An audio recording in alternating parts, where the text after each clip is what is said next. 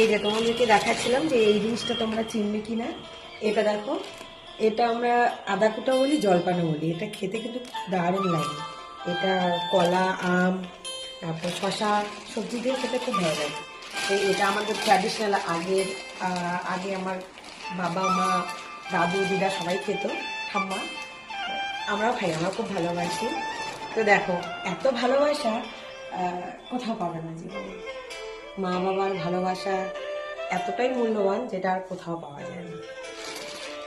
এই ভালোবাসা কোনো কিছু দিয়েই বিচার করা যায় না।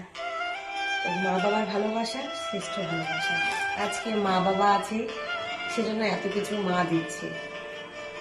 আজকে যদি আমার মা না থাকতো, আমাকে এভাবে কেউ দিত না।